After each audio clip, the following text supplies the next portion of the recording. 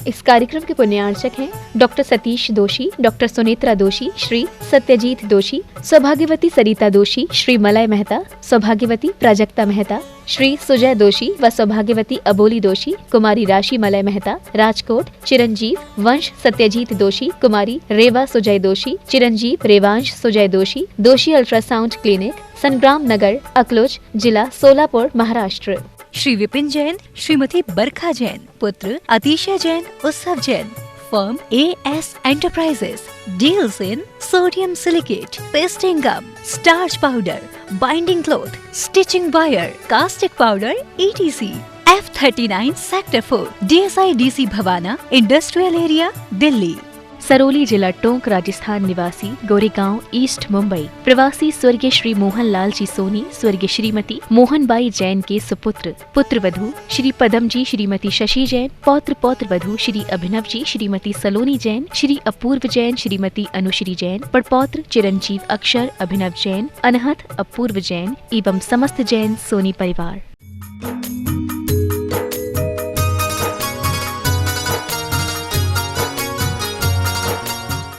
लेकिन सुख क्यों नहीं मिल रहा है, इसका मूल कारण क्या है, इस कारण को ढूंढना पड़ेगा। जीवन में सुख चाहते हैं, आता दुख है, तो दुख क्यों आ रहा है, सुख क्यों नहीं आ रहा है, इसके बारे में सोचना पड़ेगा। जो चाहते हैं वो तो होता नहीं, और जो नहीं चाहते हैं वही होता है। ऐसा क्यों? ऐसा क्यों? कहीं ना कहीं गड़बड़ी है। वो क्या गड़बड़ी है? जैसे आप लोग टीवी में अथवा रेडियो में जो स्टेशन, जो चैनल लगाना चाहते हैं वो लग नहीं पाता, थोड़ा इधर उधर हो तो दूसरा ही आता है। चाहते जो वो नहीं आ पाता है। तो कहीं ना कहीं हमारा एंगल में, हमारे दृष्टिकोण में अथवा विचार में कहीं ना कहीं अंतर, डिफरेंस हो रहा है। इसीलिए जो चैनल लगाना चाहते वो नहीं लग रहा है। बस यही समझना है। आज हम सुखी क्यों नहीं हो रहे हैं? संसार में रहते हुए भी सुखी हो सकते हैं, संसार में भी सुख हैं, किंतु संसार में सुख जो है वह मिटने वाला सुख है। मिटने वाला सुख है, शाश्वत सुख नहीं। संसार में अनंत सुख है, ध्यान रखना। संसार में सुख नहीं, ऐसा नहीं बोल सकते हैं। जो आगम से सिद्ध करूंगा मैं, संसार में सुख है नहीं, ऐसा नहीं। क्योंकि सुख और दुख दोनों हमेशा साथ रहते हैं। जैसे दिन और रात, जहां दिन है वहां रात भी है, और जहां रात है वहां दिन भी है। अगर पति है तो नियम से पत्नी होगी, तभी वो पति बना है। पत्नी है तो नियम से वो पति होगा, तभी तो पत्नी बनी है। ये बड़ा भाई है, मतलब नियम से छोटा कोई होगा उसका, ये नियम है। तो संसार में दुख है तो सुख भी है, सुख है तो दुख भी है। तो कैसे समझ लो, आप लोग सारे संसार के जीव दुखी हैं, किंतु अनंत भगवान, अरहंत परमेष्टि, वो संसारी है कि मुक्त आत्मा है? वो संसारी ही है। क्योंकि 5 परमेष्टियों में एक सिद्ध परमेष्टि ही मात्र मोक्ष में है। संपूर्ण कर्मों से मुक्त होकर के, परम शुद्ध होकर के, शुद्ध बन करके सिद्धालय में विराजमान है।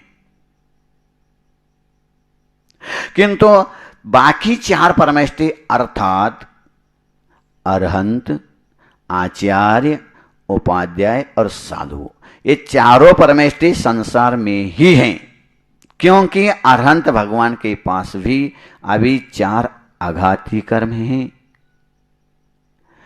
5 इंद्रियां हैं, मन वचन काय हैं, मार्गणा स्थान है, गुण स्थान है। इसीलिए वे संसारी हैं। अरहंत भगवान मोक्ष जाएंगे, लेकिन अभी तो वर्तमान में संसारी ही हैं। वो सर्वोत्तम मुनि हैं, स्नातकोत्तर मुनि हैं। तत्वार सूत्र में मुनि की 5 भेद बताएं। उसमें अरहंत भगवान को मुनि ही कहा है, स्नातक मुनि कहा है। किंतु अरहंत परमेष्टि के जो 46 मूल गुण हैं, इन 46 मूल गुणों को आप थोड़ा सा गिनिए।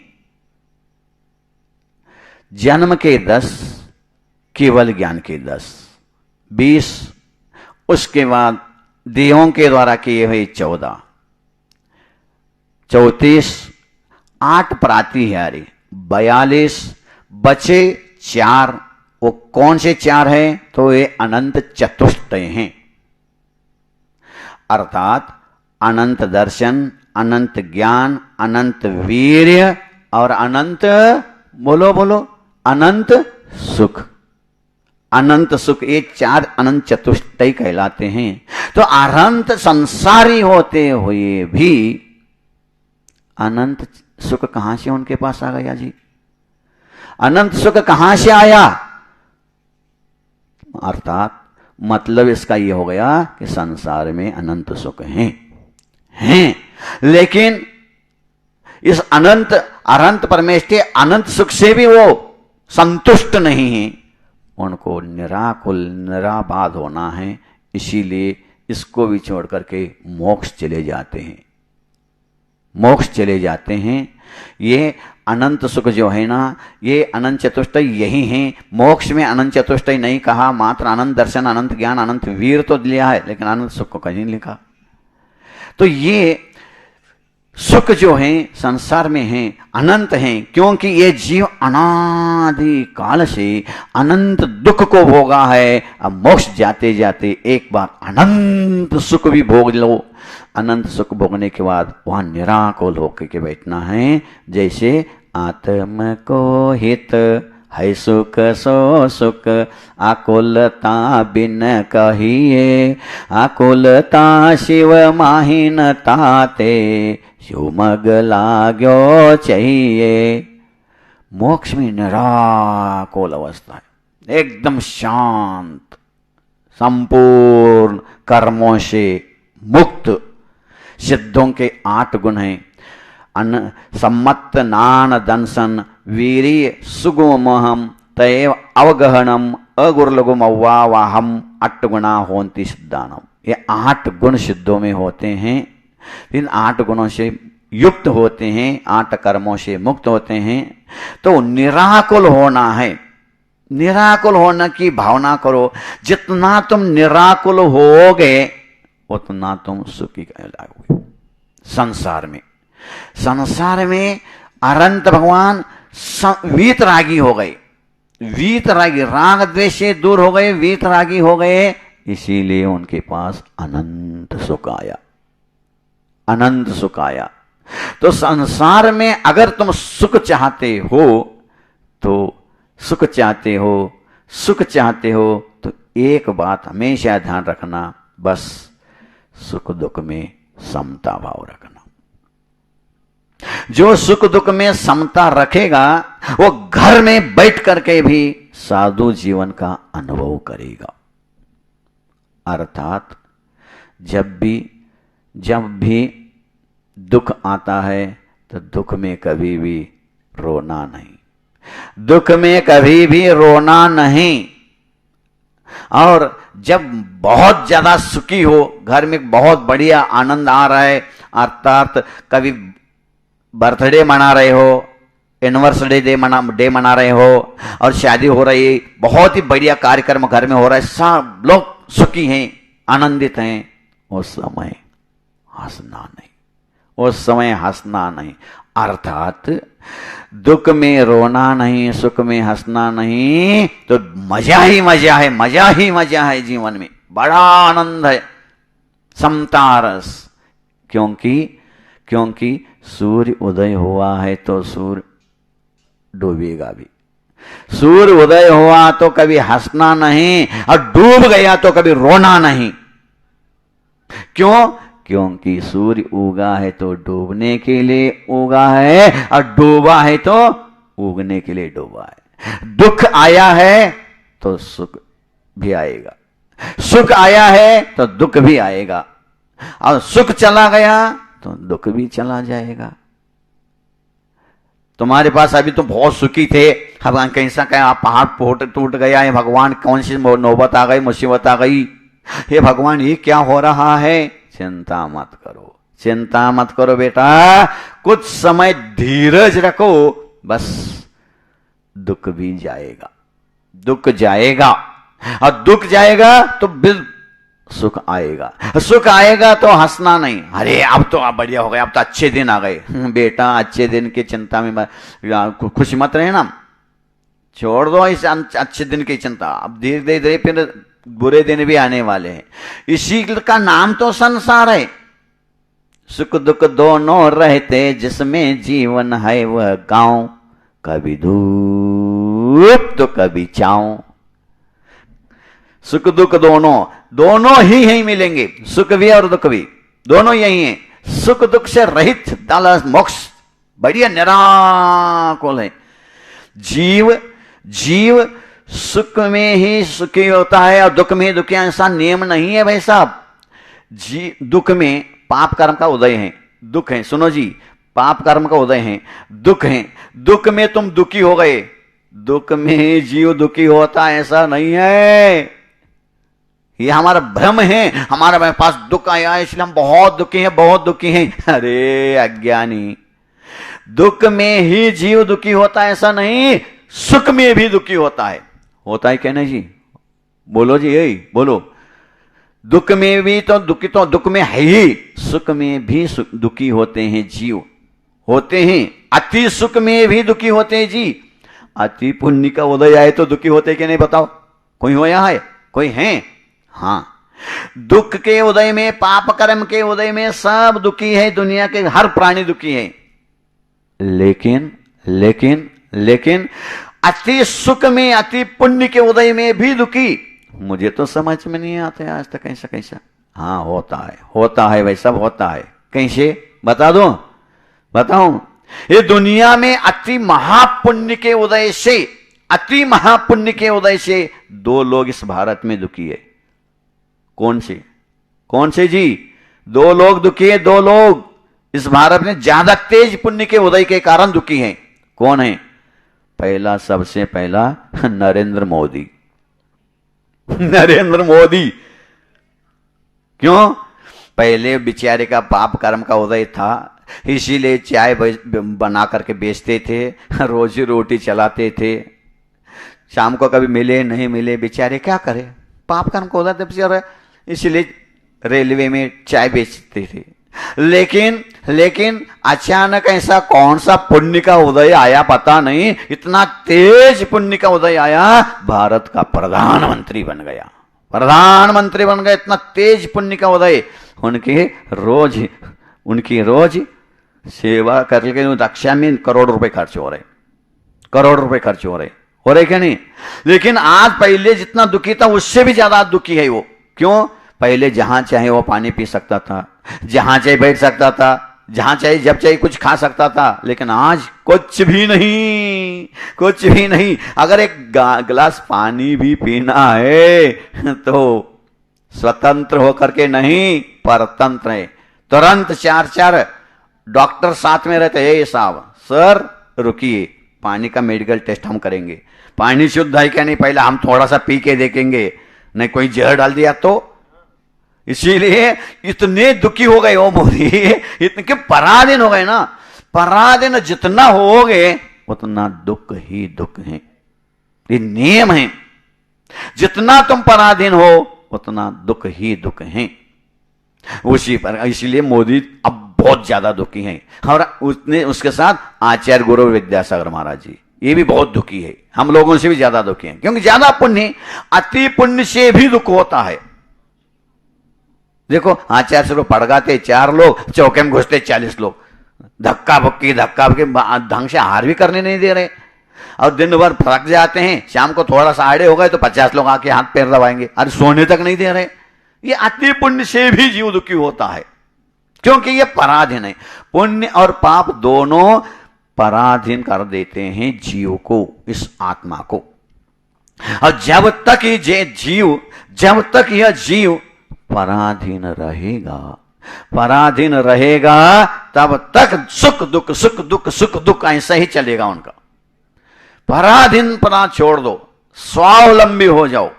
जब तक तुम स्वावलंबी नहीं होगे तब तक तुम्हारे पास निराकुलता सुख नहीं आ सकता है। इसीलिए जिंदगी में अगर आप सुखी होना चाहते हो, जिंदगी में सुखी होना चाहते हो, तो आज विशेष बात एक आपको बताना चाहता हूं। अब आप थोड़ा सा ध्यान से सुनना, ध्यान से के साथ साथ कान से नहीं, ध्यान से सुनना। कान से तो सब सुनते हैं, लेकिन ध्यान से सुनना विशेष बात आज। अगर आप जिंदगी में सुखी होना चाहते हो तो ये काम करना है, कभी भी पराधीनता स्वीकार नहीं करना, क्योंकि पराधीन सपने सुख नाही, ऐसे कहावत है। पराधीन जितना होगे उतना दुखी, और आपका जीवन जन्म से लेकर के मरण तक, अंत तक, और सवेरे से लेकर शाम को सोने तक, और सोने के बाद भी सवेरे उठने तक, प्रति पल प्रति क्षण पराधीन पराधीन पराधीन। कितने पराधीन, हर चीज पराधीन आपका है। फिर सुख कहां से आएगा, दुख कैसा भागेगा? जाएगा ही नहीं दुख, सुख आएगा ही नहीं, आएगा नहीं। क्योंकि हम सवेरे उठते हैं, सवेरे उठते हैं, नहाते धोते हैं। किसके लिए नहाया धोया? अपने बस शरीर को साफ करने के लिए। आत्मा शरीर नहीं, आत्मा शरीर अलग है। शरीर की सेवा करे आत्मा कोई पराधीन। खाते भी है तो पराधीन, देखते हैं तो भी पराधीन, हर क्रिया पराधीन हो चुकी है हमारी। तो हम सुखी कैसे हो सकते हैं? कैसे हो सकते सुखी? सुखी होने के लिए एक ही मंत्र मात्र है, जितना तुम पराधीन स्वाधीन हो। जैन साधु सबसे सुखी क्यों कहलाते? कोई मतलब ही नहीं दुनिया से। आप एक लंगोटी भी पहनोगे तो भी पराधीन हो, क्योंकि उसके धोने की चिंता, संभालने की चिंता। फांस तन कसी तन में साले, चाह लंगोटी की दुख भाले। जितना तुम परिग्रह बढ़ाते जाओगे तुम पराधीन होते जाओगे, और जितना तुम सब धीरे धीरे कम करते जाओगे उतना तुम सुखी होते जाओगे। ये नियम है। अब जीवन में पराधीनता कहां कहां हमारे आ चुकी है और कितने पराधीन हो गए हैं, कल भी हमने बताया था। आज और विशेष रूप से हमको बताना चाहता हूं। पराधीन जीवन, एक बड़े फैक्ट्री में, बहुत बड़ी फैक्ट्री है, उस बड़े फैक्ट्री का एक मैनेजर है, बहुत बड़ा मैनेजर था वो। और वो मैनेजर, इस सत्य घटना का बताओ ना, पुणे का बड़ा मैनेजर है। और वो मैनेजर एक फैक्ट्री के बाहर समोसा का दुकान था। उस समोसा के दुकान में समोसा खाने गया। समोसा खाने के लिए दो समोसा लिया, खाने शुरू किया, खाने के लिए शुरू किया, और चुपचाप नहीं खाया, बैठे बैठे उस दुकानदार को छेड़ दिया उसने। दुकानदार से कहा, साहब ये क्या कर रहे, क्या कर, दिन भर कितने कमाते होंगे? मैं देखो एक दिन में कितना कमाता हूं, महीने में 50,000 रुपए मुझे पगार पैसा है, 50,000 रुपए। तो कितना कमाता होगा यार? ये क्या, आप छोड़ो, बढ़िया फर्स्ट क्लास नौकरी करो और फर्स्ट क्लास एसी में। मैं तो एसी में रहता हूं, अब तुम तो देखो, आप देखो बैठे हो यहां से ठंड में, धूप में, गर्मी में, सब में। मैं तो एसी में बैठता हूं, 50,000 कमाता हूं। तो उस दुकानदार ही था। वो कहता है, साहब थोड़ा सा क्षमा करना, कुछ आपसे कहूं। हम बोलो क्या कहना चाहते हैं? तो उसने कहा, साहब 10 साल पहले आप यहां नौकरी करने आए और मैं भी 10 साल पहले यहीं था। 10 साल पहले मैं यहां नौकरी करने आया था और आप नौकरी करने आए थे, मैं यहां आया था। 10 साल पहले मैं एक टोकरी में समोसा बेचता था, एक टोकरी में लेकर समोसा बेचता था, और आप उस समय यहां पे एक प्यून थे, सिपाही थे। अब धीरे धीरे आपकी उन्नति हुई, सिपाही से क्लार्क से मैनेजर से बनते बनते इतने बढ़ गए 10 साल में। और मैं साहब मैं टोकरी में समोसा बेचता था, और बेचते आज मैं इस दुकान को खरीद कर लिया और दुकान बना दिया, और इतना मैं बढ़िया व्यापार शुरू कर दिया। इतना ही नहीं कह रहा साहब, क्षमा करना, आप एक महीने में 50,000 कमाते हो और मैं समोसा बेच करके एक महीने में 2 लाख रुपए कमाता हूं।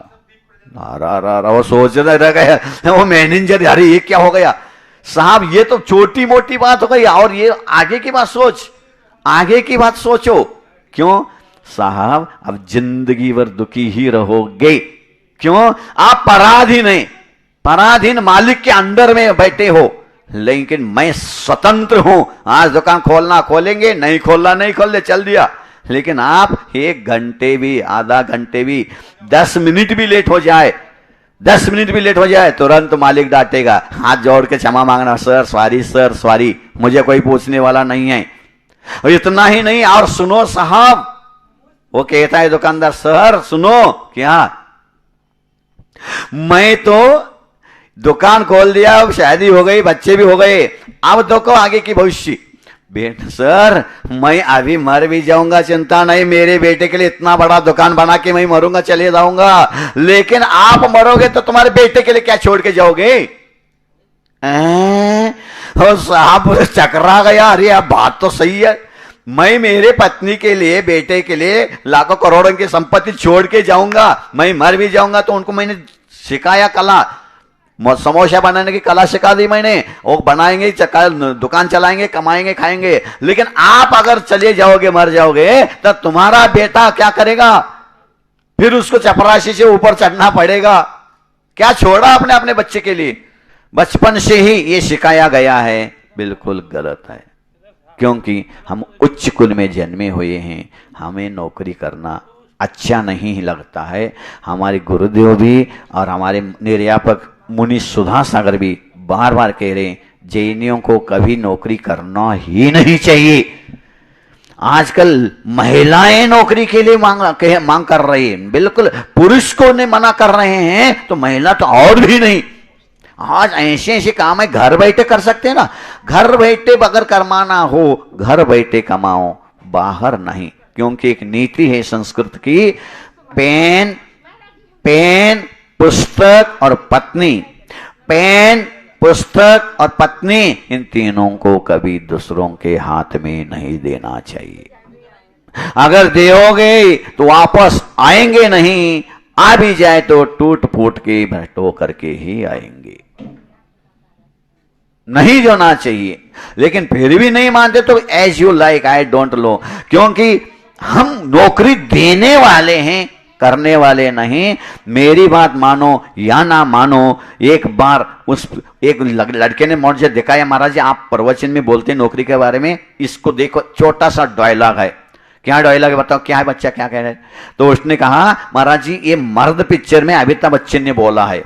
क्या बोला है? नौकर कितना भी ऊंचा पद का क्यों ना हो, नौकर कितना भी ऊंचा पद का क्यों ना हो, उसका सिर मालिक के जूते से ऊपर उठ नहीं सकता है। अरा मुझे बहुत गजब लगा यार, बात तो सही है। कितना भी ऊंचा पद का क्यों ना नौकर हो, मालिक तो हमेशा जूते के नीचे ही रखता है। और ये मैं मेरे तरफ से नहीं बोल रहा हूं साहब, मैं आगम के आधार से बोलता हूं। जो आगम में लिखा है वही बोलूंगा, और इसको उदाहरण आगम का दे रहा हूं। जब आगम में मिलता है तो मैं डंके की चोटी के साथ बोलता हूं, फिर डरता नहीं। तो आगम में लिखा है, आगम में क्या लिखा है? आगम में पद्म पुराण देखिए, पद्म पुराण देखिए, पद्म पुराण में स्पष्ट लिखा हुआ है, रामचंद्र जी जब राज सिंहासन ऊपर बैठे हैं और उनके ऊपर वो कान में वो कोई आके कहते हैं, राजा राम जी पूछते हैं कि राज्य में कैसा क्या चल रहा है, सब सुखी है ना, कोई अपवाद तो नहीं है, कहीं से दुखी तो नहीं है? तो ये एक व्यक्ति कहता है, प्रभु प्रभु प्रभु, एक व्यक्ति ने ऐसा ऐसा बोला, ऐसा ऐसा। क्या? तो ऐसा कह रहा था, अपनी पत्नी को, धोबी था वो, अपनी पत्नी को घर से भगा दिया था, घर में वापस नहीं ले रहा था। तो वो कहता है, मैं क्या रामचंद्र थोड़ा ही हो, भगी हुई पत्नी को घर में ले जाऊं, यहीं से आपके अच्छा तो ठीक है। तो रामचंद्र जी तुरंत कृतांत वक्र सेनापति को आदेश, कृतांत वक्र सेनापति हाजिर हो जाए, बस तुरंत आइए। आ गए कृतांत वक्र सेनापति, तुरंत उसने कहा, प्रभु क्या बात है? तो रथ लेके आ जाओ। रथ अभी इस समय रथ, क्या बात है। देखो नौकर का काम होता है जो मालिक कहता है वही करना, उल्टा प्रश्न नहीं कर सकता है नौकर, उल्टा प्रश्न नहीं कर सकता है नौकर कभी। मैं कह रहा हूं रथ ले आओ, रथ लेके आया, रथ लेके आया। प्रभु क्या कहा आगे के, क्या युद्ध में जाने? युद्ध नहीं, सीता को बुलाओ। सीता को? हाँ सीता को बुलाओ, और तीर्थ यात्रा के बहाने उसको रथ में बैठा करके दंडक वन में, अरण्य में, जंगल में छोड़ के आ जाना। क्या बात कर रहे हैं प्रभु, ये ऐसा कैसे होगा? तू नौकर है, नौकर को उल्टा कभी नहीं बोलना चाहिए। जो मालिक कहता हाँ जी हुजूर, जी हुजूर, करो आदेश है, ठीक है। वो गया, रथ लेके आया, सीता को बैठा के लाया। प्रभु अब क्या करना, चल जाओ, छोड़ के आ जाओ। रथ लेकर के चला गया। सीता पूछती क्या हो रहा है, कैसे, क्या क्या कर रहे हैं जी? प्रभु मैया हम बता देंगे, चलो यात्रा, तीर्थ यात्रा के लिए। तो सीता नीचे उतरते ही कृतांत चक्र सेनापति कहता है मैया, सीता मैया मुझे ऐसा आशीर्वाद दे दो, अगले भाव में भीख मांग के खा लूंगा, लेकिन कभी नौकरी नहीं करूंगा, क्योंकि नौकर होने के कारण निरापराध मैया को, शीलवती सती मैया को भी दंडक वन में अकेले को छोड़ के जाना पड़ रहा है। ये नौकरी इतनी नीची नौकरी है, कभी नहीं करूंगा। अगले गांव में आप भीख मांग के खाऊंगा, लेकिन नौकरी नहीं करूंगा। रो रो करके फूट फूट के रोया उसने। तो इतनी खतरनाक नौकरी है, क्योंकि पराधीन, तुम जितने पराधीन होते जाओगे, जितना पराधीन होते जाओगे उतना ही दुखी रहोगे, उतना ही दुखी होते जाओगे। छोटा सा दुकान करो बेटा, छोटा सा उद्योग व्यापार करो, क्योंकि आगम में शास्त्रों में ही लिखा है, और तुम्हारे बुंदेलखंड में कहावत भी है, उत्तम खेती है हितकारी। उत्तम खेती, मध्यम व्यापार, नीच नौकरी। कहा है ये? अब मैंने भी कविता में किसान, महान किसान कविता है, महान किसान नाम की कविता मेरी है, पूरे भारत में चल रही है आज यूट्यूब में वगैरह। तो उसमें मैंने भी लिखा है, उत्तम खेती है हितकारी, और कहा मध्यम व्यापारी, नीच काम है सभी नौकरी, नौकर है सरकार हमारी। चाहे सरकारी नौकरी हो चाहे प्राइवेट नौकरी हो, नौकरी तो नौकर ही है, नौकर ही नौकर हैं। उसको पराधीन में सुख हो नहीं सकता है। एक दोस्त घटना मन सुना करके बंद कर दूंगा। सत्य घटना हमारे साथ घटी थी। मैं उत्तर प्रदेश में हरियाणा में गया, उत्तर प्रदेश में सहारनपुर गया था। सहारनपुर में एक का बैंक का मैनेजर है, बहुत बड़ा बैंक है, हेड ऑफिस है, हेड ऑफिस का मैनेजर जैन है। और एक दिन उनके गांव में सहारनपुर में वेदी प्रतिष्ठा होने वाली थी, मैं गया था। और वहां उन्होंने देखा, 2 दिन के लिए छुट्टी लिया और चौका लगाया। जिंदगी में पहली बार चौका लगाया उसने, और उसने कहा महाराज जी हम चौका लगाए हैं, पहली बार लगाए हैं, और मुझे ऐसे ऐसे करना। ठीक है भाई कर लो, लगाओ, तो उसमें क्या है। तो उसने छुट्टी ले ली, 2 दिन के लिए छुट्टी लिया, चौका लगाया, चौके के लिए चौका तैयार हो गया। पानी लेके सोले के धोती दुपट्टा पहन करके, हाथ में पानी लेकर के आ रहा था, तुरंत फोन आया। फोन उठा के देखा, हेलो सर, बैंक का चेयरमैन का फोन था। फोन आया, हेलो सर क्या बात है? साहब कब आ रहे हो? चेयरमैन मैनेजर से पूछता कब आ रहे हो? नहीं हमारे यहाँ छुट्टी है, 2 दिन हम नहीं आएंगे। 10 मिनट के अंदर यहाँ आना है आपको, बहुत ही इमरजेंसी काम निकला है, 10 मिनट के अंदर आना है। चौका लगा, सोले के कपड़े पहना है, 10 मिनट के अंदर आना है। पहने हुए सोले के कपड़े उतारा, रख दिया, पैंट शर्ट पहना, और फूट फूट के रोया और चला गया नौकरी के लिए। करोड़ नौकरी जी, ये होता है नौकरी, ध्यान रखना बंधु, कभी नहीं पराधीन। यहां तक सुनो, अब आगे की सरकारी नौकरी भी हो या प्राइवेट भी हो, सरकारी नौकरी, ओए सुनो थोड़ा सा कान खोल के, प्रधानमंत्री भी नौकर ही है, जो पेमेंट लेता हो नौकर ही कहलाता है। प्रधानमंत्री भी नौकर है क्या? नहीं जी, है ही नौकर। प्रधानमंत्री नौकर हैं।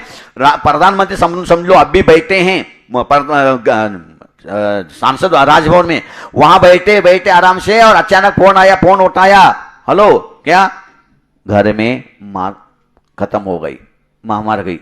महामारी मतलब उदाहरण बता रहा हूं, उदाहरण। तो अगर मां उनकी खत्म हो गई, मर गई, तो तुरंत मां के अंतिम संस्कार के लिए जाएगा, निकल पड़ा, समझ लो 50 किलोमीटर भी गया नहीं, तुरंत 2 फोन आ गए। उठाया, अरे ये कौन? राष्ट्रमंत्री, रक्षा मंत्री का फोन और गृह मंत्री, 2 फोन, क्या बात है? उठाया, तुरंत फोन में था क्या, पाकिस्तान ने हमला शुरू किया, युद्ध शुरू हो गया, युद्ध शुरू हो गया। अब सोचो, अब कहां जाएगा मोदी, अब प्रधानमंत्री कहां जाएगा, अपनी मां के अंतिम संस्कार के लिए जाएगा कि भारत मां की रक्षा के लिए वापस आ गया। बोलिए ही आप, नौकरी नौकरी नौकरी, मां को कोई भी अंतिम संस्कार करेगा, तेल भारत मां का सुरक्षा, मां की सुरक्षा, वापस आना पड़ेगा, आना पड़ेगा, ये नौकरी कहलाती है। पराधीन, पराधीन। और ये हुआ भी है, सत्य घटना है। मेरे हमारे संघ के अभय सागर जी एक बार बता रहे थे हमसे, भारत का प्रथम राष्ट्रपति कौन था जी, डॉक्टर राजेंद्र प्रसाद जी, डॉक्टर राजेंद्र प्रसाद प्रथम राष्ट्रपति। और वो राष्ट्रपति जब 26 जनवरी को कि 15 अगस्त को, 26 जनवरी को ध्वजारोहण कर रहे हैं, ध्वजारोहण कर रहे हैं, आंखों में आंसू भर भर के आ रहे हैं, प्रवचन करना बोल नहीं पा रहा है। क्यों कि 25 जनवरी को रात में उसकी बहन खत्म हो गई थी, अंतिम संस्कार को नहीं जा पा रहे। मतलब ये राष्ट्रपति हो, प्रधानमंत्री हो, मुख्यमंत्री हो, कोई भी हो, कर्तव्य पर इधर जाना ही पड़ेगा, ड्यूटी संभालना ही पड़ेगा, ड्यूटी है, करना ही पड़ेगा उसको, नहीं भी मना कर ही नहीं सकते, नौकरी है। आश्चर्य की बात है, बड़ा मैं कभी कभी सोचते रहता, अरे कैसी बात है, कोई मंत्री किसी को नौकरी लगाता है, सरकारी नौकरी है, उन्हीं के साला है, कोई भी आए भी हैं, अरे चल नौकरी लगा, नौकरी लगा दिया। और नौकरी लगाने के बाद, नौकरी लगाने को तो नौकरी के जिसको लगाया वो परमानेंट हो गया, और जिसने लगाया था 5 साल के बाद वो घर वापस आ गया, मंत्री बन गया, घर में बैठा है। और वही जिसको नौकरी लगाया उनके पास जाता है, सर काम कर दे दो, अब देखना पड़ेगा। ऐसा ही, इसलिए स्वाधीन हो जाओ। जीव जितना स्वाधीन होगा उतना नियम से सुखी होगा। शुरू में मैंने कहा था कि सुख दुख में समता भाव रखो, सुख भी पराधीन करवा देता है और दुख भी पराधीन करता है। पाप और पुण्य दोनों पराधीन बना के रखे हैं इस आत्मा को। तो आत्मा को अगर सुख देना चाहते हो, तुम स्वयं सुखी होना चाहते हो, हमेशा स्वाधीनता, जितना तुम स्वाधीन होगे उतना बहुत सुखी हो जाओगे, और जितने जितने तुम पराधीन होते जाओगे उतना दुखी होते जाओगे। अंत में 4 लाइन कह करके महाराज जी भी बोलेंगे, अभी प्रसाद सागर जी भी, आधा घंटा है, अभी 1 घंटा था, आधा घंटा हो गया हमारा। 4 अभी शिरोंज के जंगल में पिछले साल में गर्मी के दिनों में एक पेड़ के नीचे बैठ करके, रोज ही एक पेड़ के नीचे, पेड़ के नीचे जाके बैठता था। बिल्कुल गर्मी पे बहुत ही अच्छे जंगल में निकलना, तो उस पेड़ के नीचे बैठे बैठे मैंने 4 लाइन लिखा। वैसे तो वैराग्य वर्धनी भावना किताब भी मैंने छप गई, पूरे वैराग्य पूर्ण लिखा मैंने। उसमें 4 लाइन बहुत ही इंपॉर्टेंट है, बहुत महत्वपूर्ण है। मैंने लिखा था कि जंगल में लकड़ी क्या कम है, जंगल में लकड़ी क्या कम है, सागर में जल क्या कम है, पहाड़ पर पत्थर क्या कम है, भू पर मिट्टी क्या कम है, हवा भरी है 3 लोक में, जग में कुछ भी ना कम है, आत्म शांति ही कम है मुझ में, इस बिन सब गम ही गम है। 3 लोक में सब कुछ जो चाहते भरा हुआ पड़ा है, सब कुछ है, तुम्हें जो चाहिए सब पड़ा है, लेकिन अगर तुम्हारे आत्म शांति ही नहीं है तो सब बेकार है, सब गम ही गम है, गम ही गम है। तो आत्म शांति के लिए बस स्वाधीन होना सीखो। स्वाधीन जितना होते जाओगे उतना है सुखी होते जाओगे। तो ये नौकरी की चक्कर छोड़ो, घर गृहस्थ में हैं तो जितना हो सके छोटा सा उद्योग व्यापार करो, बिजनेसमैन बनो, उत्तम खेती करो, खेती नहीं है तो बिजनेसमैन व्यापार मैन बनो, और छोटा सा दुकान करो, लेकिन स्वाधीन होकर के जियो। स्वाधीनता में ही सुख है, पराधीनता में दुख ही दुख है। अब तुम क्या करना तुम जानो। जय बोलो महावीर भगवान की जय। नमः सिद्धेभ्यः, ओम नमः सिद्धेभ्यः। बोलो अहिंसा परमो धर्म की जय हो, जय हो। चंदोदा तीर्थ क्षेत्र चांदखेड़ी के बड़े बाबा की जय हो, जय हो, जय हो। मूक माटी रचयिता आचार्य परमेष्टि गुरुदेव की जय हो जय हो पूज्य जय हो। निर्यापक मुनि श्री समय सागर जी, योग सागर जी, नियम सागर जी व सुधा सागर जी महाराज की जय हो जय हो जय हो। मुनि संघ की जय हो जय हो। जिनवाणी जैन आगम 4 अनुयोगों में बटा हुआ है। उस जिनवाणी को समझाने की शैली का नाम ही अनुयोग कहलाता है। प्रथमम कर्णम चरणम द्रव्यम नमा, ऐसा कहा जाता है। तो वह अनुयोग क्या है, उसके लिए कहा जाता है कि जो आपके लिए वस्तु स्वरूप को बताने वाली बात होती है, उसका ढंग है, वो कहलाता है अनुयोग। प्रथमानुयोग में 63 सलाह का पुरुषों का, महापुरुषों का जीवन चरित्र होता है। चरणानुयोग में हमें किस तरह से आचरण करना चाहिए उसका उसका विस्तृत रूप से व्याख्यान किया जाता है। कर्णानुयोग में 3 लोगों की संरचना, कर्म का कैसा बंध होता है, इस सब का डिटेल्स बताया जाता है। और द्रव्यानुयोग में 7 तत्वों की बात, 9 पदार्थों की बात, पंचास्ती की बात होती है। आखिर है एक किस प्रकार से, बहुत ही सरल ढंग से हम बताना चाहेंगे। जैसे आपके विषय होते हैं स्कूल कक्षा में, कॉलेजों में, तो जैन साइंस कहलाता है द्रव्यानुयोग, विज्ञान। और जैन हिस्ट्री, इतिहास, एक कहलाता है प्रथमानुयोग। और सिविक्स, नागरिक शास्त्र, व्यवहार, एक कहलाता है चरणानुयोग। और जैन ज्योग्राफी, इसको जिसको भूगोल बोलते हैं आप, एक कहलाता है आपके लिए कर्णानुयोग।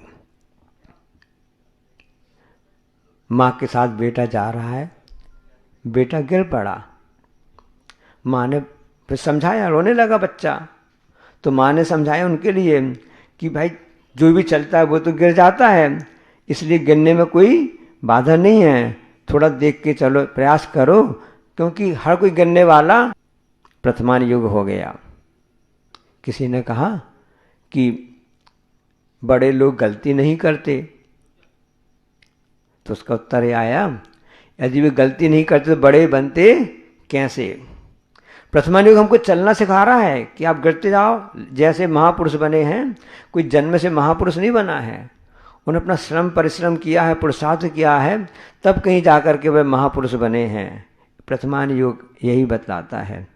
अब बच्चा चलते चलते उसका रोना चुप नहीं हुआ, तो माँ ने कहा, तुमने आज सुबह अपनी बड़ी दीदी से लड़ाई की थी ना, तुमने बड़ी दीदी से खटपट की थी ना, तो भगवान ने तुमको उसका फल दे दिया। कर्म का उदय चल रहा है। इसको बताने वाला जो अनुयोग है, कथन शैली पद्धति है जनवाणी की, वह कहलाती है कर्णानुयोग। और इसके बाद भी बच्चा रोते रोते चुप नहीं हो रहा है। अब माँ सोची क्या समझाएं, कैसे समझाएं, तो फिर माँ ने कहा, देखो रास्ता तो साफ सुथरा था, रास्ता ठीक था, सब कुछ सही था, तुम ही देख कर नहीं चल रहे थे, तुम्हारा कर्तव्य था देख के चलना चाहिए, लेकिन तुमने सावधानी नहीं रखी, इसलिए आपको तो गिरना ही पड़ेगा जी, ऐसी गलती की है आपने। तो एक कहलाती है चरणानुयोग, कैसा आचरण करना चाहिए, इसकी शैली को बताने वाले जो ग्रंथ होते हैं वो चरणानुयोग के ग्रंथ कहलाते हैं। इसके बाद भी बच्चा चुप नहीं हुआ, तब माँ ने उसके लिए कहा, अरे तू तो राजा बेटा है, कभी राजा बेटा गिरता है क्या? ये तो घोड़ा कूदा, राजा बेटा तो गिरता ही नहीं है। इसी द्रव्यानुयोग यही कहता है, आत्मा तो अजर अमर है, अविनाशी है, अविसर है, उसको तो कुछ भी कर्मों ने छुआ तक ही नहीं है। अपने स्वरूप का चिंतन करो, 7 तत्वों का, 9 पदार्थों का स्वरूप का वर्णन करो, ये कहलाता है द्रव्यानुयोग। इस तरह से 4 अनुयोगों में पूरी जनवाणी विभाजित है। किन्हीं ने लिखा है ना कि पथिक को हिम्मत नहीं हारने देता प्रथमान योग, पथिक को हिम्मत नहीं हारने देता प्रथमान योग, और दूसरों के दोष को देखने नहीं देता करणान योग, और प्रमादी नहीं होने देता चरणान योग, और श्रद्धा से डिगने नहीं देता है, एक कहलाता है द्रव्यान योग। तो इसमें जब चरणान योग की बात करते हैं कि हमारा आचरण कैसा होना चाहिए, हम उसमें सबसे पहले बात आती है कि हमारा आहार पान शुद्ध होना चाहिए, हमारे विचार शुद्ध होना चाहिए, हमारा व्यवहार शुद्ध होना चाहिए। यदि हमारा व्यवहार शुद्ध है, आचार शुद्ध है, विचार शुद्ध है, खान पान शुद्ध है, तो हम उस ढंग से अपने चरणान योग में आगे बढ़ सकते हैं। चरणान योग का ग्रंथ है, आपने सब जानते हैं, श्रावकाचार है और मुनियों के लिए है मूलाचार है। तो मूलाचार में यही बात कही है कि साधु कैसे चले, सावधानी पूर्वक चले, संयम से चले, यत्नाचार पूर्वक ही वह अपना उठना बैठना अपने समितियों का पालन करे, क्योंकि जब तक साधन नहीं करेंगे तो उसमें प्रमाद से बच नहीं सकते हैं। प्रमाद कैसे होता है पता नहीं चल पाता है। इसलिए हमेशा आचार्य महाराज जी हम लोगों से हमेशा ही कहते रहते हैं कि प्रमत्त अवस्था को, प्रमाद को छोड़ो, अप्रमत्त अवस्था में आओ। लेकिन वर्तमान में ये स्थिति हो गई है, बाहरी वातावरण इस ढंग से हो गया है कि अपने आप में बाहर दृष्टि चली जाती है। सम्यक दर्शन ज्ञान चारित्राणि मोक्ष मार्ग आपने सुन तो लिया, तो वह किस प्रकार से है मोक्ष मार्ग आपके लिए पता चल गया। तीनों अलग अलग मार्ग नहीं है। कल महाराज जी ने बताया था, सुधा महाराज जी ने बता रहे थे कि इसका संविष्ट का नाम नहीं है कि मोक्ष मार्ग है, इन सबको लेकर के चलने वाले का नाम मोक्ष मार्ग है। जैसे आप प्रोग्राम देख रहे हैं, टीवी आदि देख रहे हैं, अब उसमें घटाते इस बात को कैसे घटाएं, तो टीवी देख तो चारित्र्य है वो, तो यदि उसमें कनेक्शन नहीं है, पेन ड्राइव वगैरह लगा देते जिसमें प्रोग्राम देखना होता है ना, तो वो ज्ञान है। और यदि करंट नहीं है, लाइट गोल हो गई है, तो क्या आप उसका लाभ ले पाएंगे? नहीं ले पाएंगे। एक कहलाती है श्रद्धा, तो श्रद्धा करंट है, और जो उसमें कनेक्शन हुआ है पेन ड्राइव है जो आपके लिए रिले हो रहा है, वो आपके लिए ज्ञान है। और जो स्क्रीन देखी जा रही है वह चारित्र है। चारित्र में सब कुछ समझ में आ जाता है कि कैसा क्या चल रहा है। इसलिए भारतीय संस्कृति चारित्र को मुख्य देती है। क्या चारित्र कहलाता है, इसके लिए मुख्यता को बताया जाता है, क्योंकि यहाँ पर चरण नहीं आचरण पूज्य होते हैं। किसी का आचरण कैसा है इसका निर्णय करना ही बड़ा कठिन होता है। और आजकल के समय में तो कुछ कह भी नहीं सकते हैं कि मुंह में राम बगल में हाँ। तो इसलिए आचरण कितना हो है, जब हम इतिहास को उठाकर देखते हैं तो हमको समझ में आता है कि वास्तव में है क्या चीज़ बात है।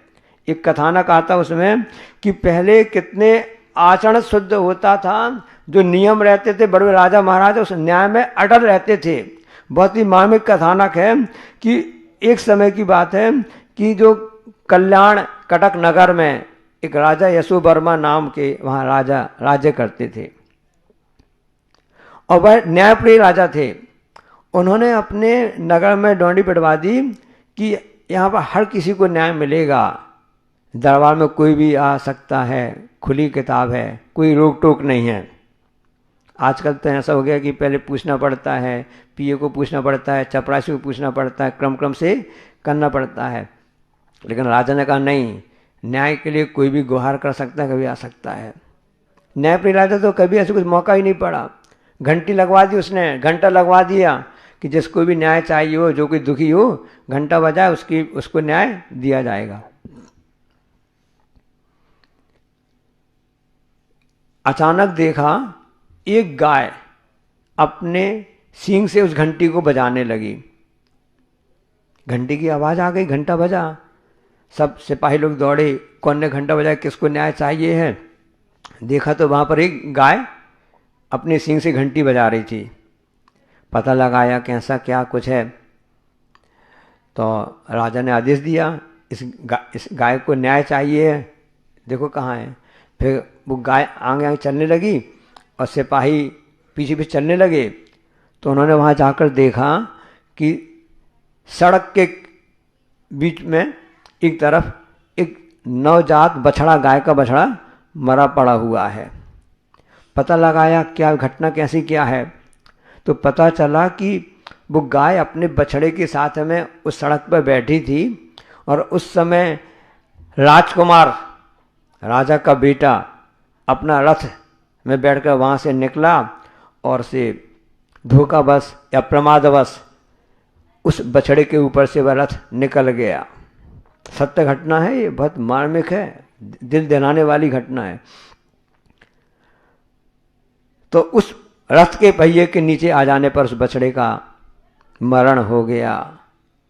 गाय भी संगी पंचेंद्रिय जीव है, उसके मन है, उसको सुनने में सब आता है, समझ में आता है। जो लोग गाय पालते हैं उनसे आप पूछो, वह घर के सदस्य बन के रहती है, एक प्रकार से सब समझती है। तो उस जब गाय ने गुहार लगाई, जो जब पता चला राजा को कि ऐसी ऐसी बात हो गई है, तो राजा ने न्याय दिया कि इसका अपराधी राजकुमार है, सिद्ध हो गया, अब दंड कैसे दिया जाए। तो राजा ने कहा कि रथ को तैयार करो, रथ को मैं चलाऊंगा, रथ को मैं चलाऊंगा, और जहाँ पर गाय का बछड़ा मरण को प्राप्त हुआ है वहाँ पर राजकुमार को लिटा दिया जावे।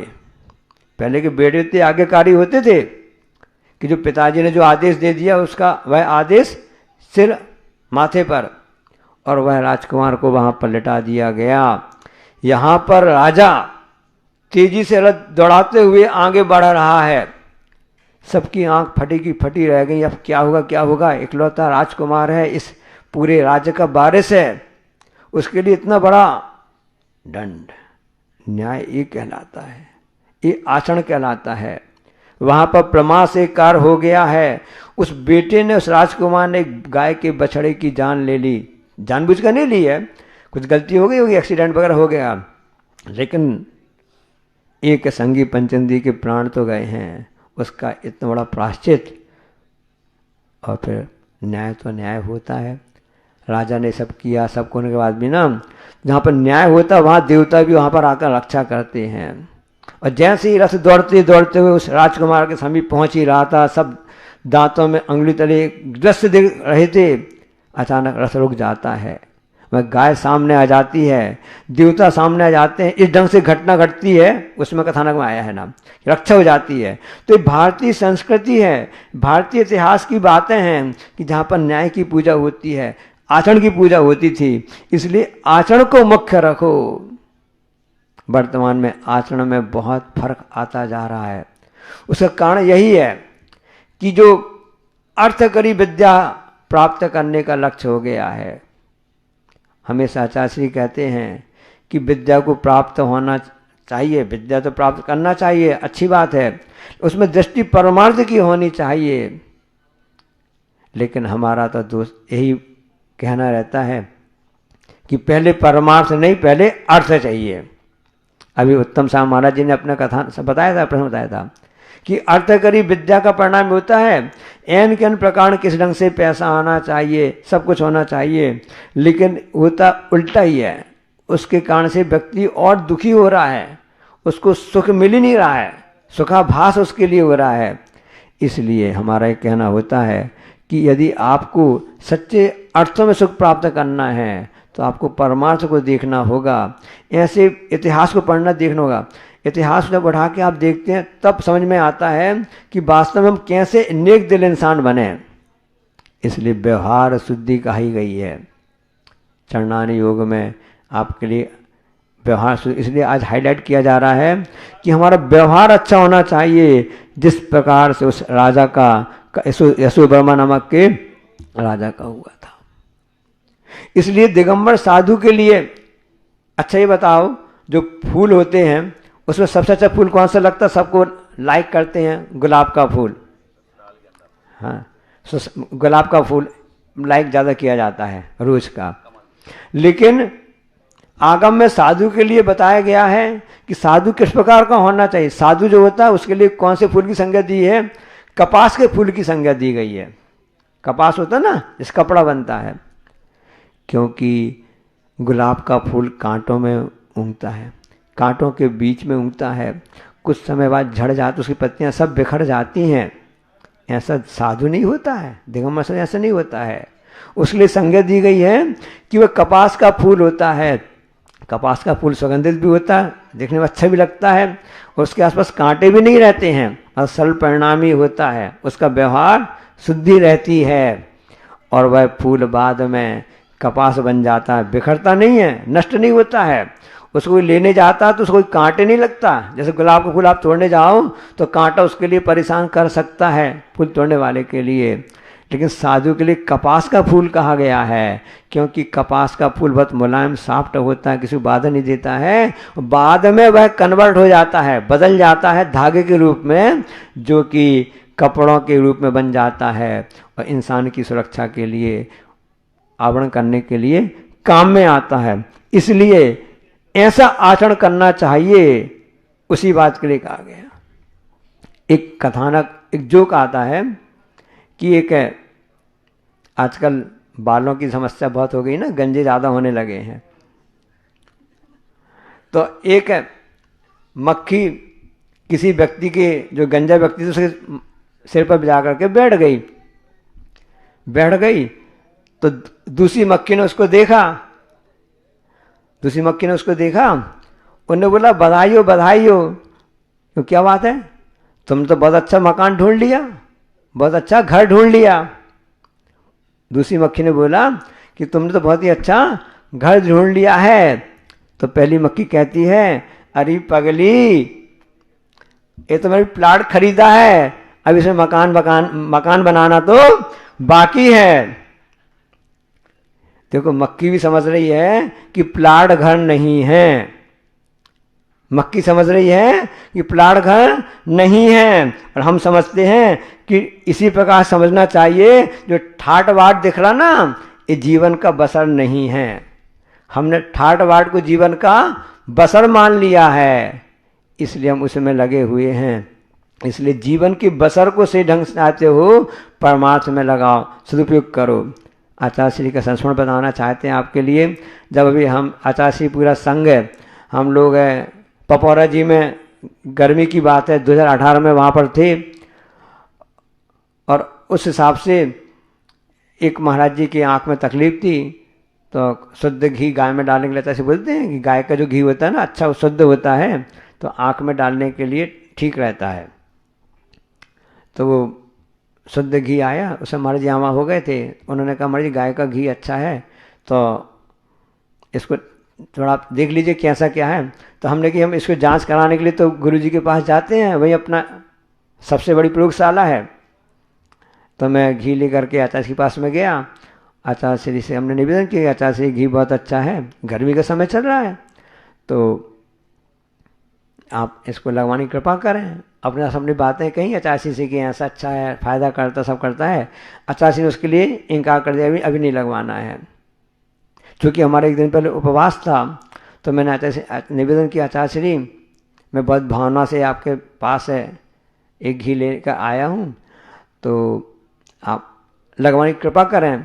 यदि आप लगवा लेंगे तो हमारा मन अच्छा हो जाएगा, तो हमारी पारणा भी अच्छी हो जाएगी। मैंने क्या कहा कि यदि आप हमको सेवा का मौका दे देंगे ना, तो होते कोई कार्य यदि मिल जाता है तो अपनी प्रसन्नता बढ़ जाती है, तो आगे वाले काम भी अपने आप अच्छे से हो जाते हैं। तो मैंने कहा कि मेरी पारणा आज है, गर्मी का समय तो चल ही रहा है, तो मेरी पारणा हो जाएगी, हमको मौका दे दीजिए तो मेरी पारणा अच्छे से हो जाएगी। तो आचार्य श्री ने कहा ठीक है। अब आचार्य श्री तो बात रख ही लेते हैं, निवेदन करने पर है। और आचार्य महाराज जी ने हमारे लिए मौका दे दिया। सब होने के बाद में मैंने फिर आचार्य श्री से कहा, पूजन का समय हो गया था आचार्य श्री का, आचार्य श्री जाने लगे, तो हमने कहा आचार्य श्री सब पूजन वाले सब बाहर, पदाधिकारी कमेटी वाले सब खड़े हैं, पूजन समय हो गया है। मैंने कहा आचार्य श्री आपने बड़ी कृपा की है, और हमारे लिए आपने सेवा का अवसर दे दिया है, हमने अपनी कृतज्ञता ज्ञापित की। तो आचार्य श्री ने बहुत अच्छी बात बोली, मैं आपके साथ शेयर करना चाहता हूँ। आचार्य श्री ने कहा कि हाँ, आज तुम्हारी पारणा है, और तुम्हारी पारणा करवाने में चौके में जा नहीं सकता हूँ, चलो यहीं पे तुम्हारी पारणा करवा दी। एक गुरु का कितनी कृपा रहती है शिष्यों के ऊपर कि उनका मन रखना जाए, उनके अनुकूलता, अपना अर्जी अपनी मर्जी तो उनकी रहती है। लेकिन कई बार ऐसा होता है कि गुरु महाराज भी शिष्यों की अर्जी को सुन करके, कई बार आप लोग जाते हैं ना, समाज वाले कमेटी वाले जाते हैं, आचार्य श्री हमारे यहाँ ऐसा प्रोग्राम है, हमारे नगर में ऐसा प्रोग्राम है, सब कुछ है ये, तब आचार्य श्री क्या करते हैं कि पास में कोई महाराज जी संघ है, आदि का संघ है, अच्छा ठीक है उनको लेवा ले जाओ। अच्छा समझ भी रहे होंगे कि वहाँ पर जो संघ है कुछ कुछ प्रतिकूलता होगी, तब भी श्रावक की भक्ति आस्था श्रद्धा इतनी रहती है तो आचार्य श्री बोलते हैं ठीक उनका काम हो जाएगा। ये तो धर्म प्रभावना के अंग कहलाते हैं, क्योंकि वहाँ पर व्यवहार की शुद्धि है, आचरण की शुद्धि है। यदि हमारा आचरण सही अच्छा रहेगा तो हमारा सब कुछ अच्छा हो सकता है। अब आचरण की बात यदि करते हैं, ऐसे प्रसंग आते हैं कि आश्चर्य होने लगता है। एक व्यक्ति आया किसी साधु महाराज जी के पास में कि महाराज जी हमारी शराब छुड़वा दीजिए। अरे वो संत महोदय बड़े खुश हो गए कि हम तो लोगों को, जो लोग शराबी होते हैं, शराब पीते हैं, उनसे हम कह परेशान रहते हैं कि भाई शराब से नुकसान होता है, ऐसा होता है, उसको नहीं पीना चाहिए, कैंसर होता है, परिवार नष्ट होता है, शराब तन को नहीं, मन को, दिमाग, दिल सबको खराब करता है। लोग बड़ी मुश्किल से उस बात को मान पाते हैं। ये बड़ा पुण्य की बात है कि उपतकर गाहक आ गया क्या कहने के लिए कि महाराज जी हमारी शराब छुड़वा दीजिए। संत महाराज बोले अच्छा बहुत अच्छी बात है, तुम्हारा बड़ा पुण्य जागा है, तुमने अच्छा विचार किया है और तुमने अब इसको कभी नहीं करना, ये चीज़ खराब चीज़ होती है, इसको कभी नहीं करना। तो उसने बोला बाबा जी मैं अपनी शराब छुड़वाने के लिए आया हूँ। हाँ तो तुम क्यों पीते हो, छोड़ो उसको। नहीं, वो पास में जो पुलिस थाना है ना, पुलिस थाना में हमारी शराब जब्त कर ली गई है और आपकी पहचान वहाँ पर है। आपकी जो वहाँ के जो पदार्थ जो उसके रहते हैं ना, थाने वगैरह जो देखते हैं ना, वो आपके पास आते रहते हैं, आपके भक्त हैं, तो हमारी जो शराब जब्त कर ली है वो आप वहाँ से छुड़वा दीजिए। समझ में नहीं आया? समझ में आया? हाँ। तो वर्तमान व्यक्ति इतना होशियार हो गया है, उसका आचरण ऐसा हो गया है ना कि मुंह में राम बगल में छुरी वाली बात ये आ जाती है। इसलिए आचरण शुद्ध करने के लिए हमके लिए सब होना चाहिए, तभी हो सकता है कि आचरण जितना अच्छा रहेगा उसी प्रकार से हमारी सभी क्रियाएं होती रहेंगी ना, क्योंकि आचरण पूज्य होता है। आचार्य महाराज जी के लिए सब कहते हैं, सब श्रद्धा क्यों इतना सब लोग करते हैं? क्योंकि गुरु महाराज जी की जैसी कथनी वैसी ही करनी है। कथनी और करनी में जिन्होंने एक स्थापित कर लिया है, उस शख्स का नाम कह रहा है आचार्य श्री विद्यासागर जी महाराज। बाकी आप सभी जगह देखते रहते हैं, टीवी मोबाइल में हर चीज़ देखते रहते हैं ना, कि आपकी आस्था श्रद्धा आ जगह जुड़ क्यों नहीं पा रही है? क्योंकि वहाँ पर कथनी अलग है और करनी अलग है। इसलिए प्रथमान योग, करणान योग, चरणान योग। तो चरणान योग के लिए जो भोजन शुद्धि है, व्यवहार शुद्धि है, विचार शुद्धि है, तो व्यवहार शुद्धि में यही आता कि आपका आचरण सही होना चाहिए। जैसा हम कह रहे हैं वैसा ही हमको करना है, तभी वह कल्याणकारी हो सकता है। क्षमा सागर महाराज जी की बहुत अच्छी पंक्तियां हमको लगती हैं, जो समाधिस्थ क्षमा सागर महाराज जी हैं ना, उन्होंने पंक्तियां लिखी हैं कि कागज की किस्ती कुछ देर पानी की लहरों से हिली डुली खेली और डूब गई। उसको शिकायत है कि उसको लहरों ने डुबो दिया। इसलिए हम अपना आचरण अच्छा रखें और जनवाणी स्तुति के साथ में शारदे नमस्कार करता हूँ बार बार, एक बार ज्ञान का तू वरदान चाहिए। माता जग माता है तू भाग्य विधाता है, माता तेरा हाथ मेरे माथे ऊपर चाहिए। कंठ और लेखनी में होती है विराजमान, माता तेरा हाथ मेरे माथे ऊपर चाहिए। बालक तो तेरा दास है उसे न करो उदास, ज्ञान से अधूरा नाता केवल ज्ञान चाहिए। बोले अहिंसा परमो धर्म की जय।